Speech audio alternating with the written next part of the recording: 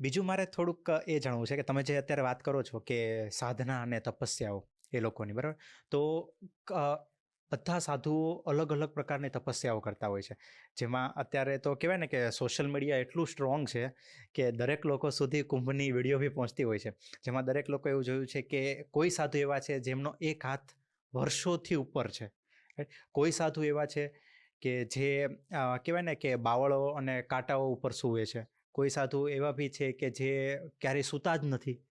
તો આવા પ્રકારની તપસ્યાઓ એ વર્ષો સુધી કરતા હોય છે. એનું મૂળ કારણ શું? આપણું મન, આપણા મનના કરોડો આસ્પેક્ટ્સ હોય દરેક વસ્તુ માટે. એક વસ્તુ ધારો કે આપણે કોઈ મીઠાઈ લઈ લઈએ, તો એ મીઠાઈ માટે પણ તમારા મનમાં એક જ વિચાર નહીં હોય કે આ વસ્તુ મને ગમે છે. એ મીઠાઈના જો તમે 2 કે 3 અલગ અલગ મોહનથાળ લઈ લો, મોહનથાળના જો તમને 3 અલગ પીસ દેખાય, એકમાં કલર વધારે નાખેલો, એકમાં બિલકુલ ના નાખ્યો અને એકમાં મધ્યમ નાખ્યો હોય, એક એકદમ કેસરી થઈ ગયેલો હોય, તો તમારું મન એ ચારેમાં 4 અલગ જગ્યાએ ફસાય. આ ખાવું કે આ ખાવું છે, તો મોહનથાળ જ.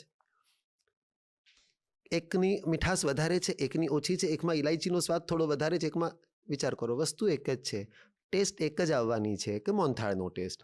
પણ એમાંય જો તમારે 4 કે 40 કે 4000 પ્રકાર જો આવતા હોય મનના, તો એક માણસનું જીવન કેટલા બધા આસ્પેક્ટથી ભરેલું હોય. ફક્ત સ્વાદ એકલી વસ્તુ નથી.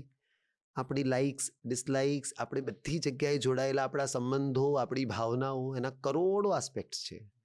આ બધા કરોડો આસ્પેક્ટ્સને ધ્યાનમાં રાખીને પછી એ બધા અલગ અલગ અલગ ફેલાયેલી વૃત્તિઓને એક જગ્યાએ લાવો અને એકમાંથી પછી છોડવું સહેલું થશે, પછી એને પરમ તત્વ તરફ જોડી દો. એટલે જ્યારે તમે હાથ ઉપર રાખો ત્યારે તમારું સતત ધ્યાન એમાં હોય કે મારા હાથ ઉપર જ રાખવાનું, હાથ ઉપર જ રાખવાનું, હાથ ઉપર જ રાખવાનું, સતત તમારું ધ્યાન બીજી બધી વૃત્તિઓમાંથી કેન્દ્રિત થઈને ક્યાં આવશે? હાથ ઉપર આવશે. અને એ પછી એને કન્ટિન્યુ કરવું, હું માનું છું, ખોટું છે. હવે છોડી દો. હે ને? પ્રાઇમરી સ્કૂલ તમને ગમે તેટલી ગમતી હોય કે તમને પ્રી પ્રાઇમરીમાં ગમે એટલો આનંદ આવતો હોય, પણ આગળ જવાનું છે ભાઈ. આપણે કોલેજ સુધી પહોંચવાનું છે. ગમે એટલા શિક્ષકો સારા હોય, બધું જ સારું, પણ હંમેશા એમને બાંધીને ના રખાય. તો ના ગુરુએ બાંધીને રાખવા જોઈએ. અત્યારે વચ્ચે અમારે શંકરાચાર્યજી જોડે મુલાકાત થઈ હતી, આપણા દ્વારકા પીઠવાળા. તેમને સહજ વાર્તાલાપ થયો અમારો, ચર્ચા. મેં એમણે એ જ કીધું कि नहीं, बाध्य करते हैं तो माता पिता हो चाहे गुरु हो, परमात्मा की तरफ नहीं ले जाते, तो ना वो गुरु है, उनके बंधनों में मत रहो, न माता पिता के बंधन में रहो, क्योंकि हमारा गंतव्य स्थान परमात्मा तत्व है. तो ऐसे बंधनों में मत पड़ो. गुरु भी अगर भगवान की तरफ नहीं ले जाता और तुम्हें अपने अंदर बांध रहा है, तो આ હાથ ઉપર રાખવો, અમુક પ્રકારની સાધના કરવી, જો છૂટતી જ નથી તો પછી શું મતલબ છે? તો હવે તમે સિદ્ધિની વાત કરી. રામકૃષ્ણ પરમહંસ એક વખતે ગંગા નદી પાર કરવાનો વખત આવ્યો. કલકત્તામાં તમે જાણો છો ગંગા જ વહે છે. એક સવારે નીકળ્યા, એમને ગંગા નદી પાર કરવી હતી. તો ત્યાં એક બાબાજી આવ્યા. બાબાજીને પૂછ્યું, નાવિકની રાહ જોઈ રહ્યા હતા રામકૃષ્ણ परमहंस. तो क्यों खड़ा है बच्चा?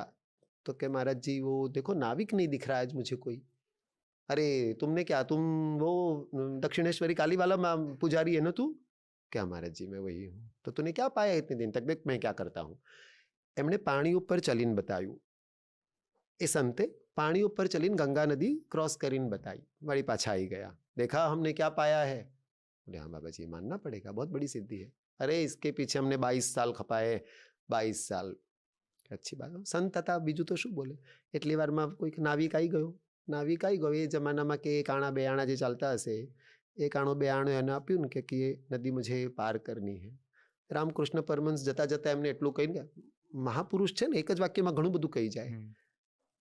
22 साल खर्च करने की जरूरत नहीं थी इतनी सी के लिए, एक आने में काम हो जाता.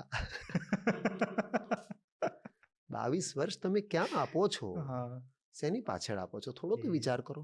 એક મામૂલી સિદ્ધિ માટે, નદી ક્રોસ કરવા માટે બ્રિજ છે, નાવ છે, ના હોય તો થોડું લાંબુ ચાલીને જીવો. 22 વર્ષ અપાય પોતાના જીવનના. એટલા સિદ્ધિઓના બધું ક્યાંક ને ક્યાંક મોહમય વસ્તુ છે, એમાં રોકાવાય નહીં, આગળનો પ્રવાસ અટકી જાય.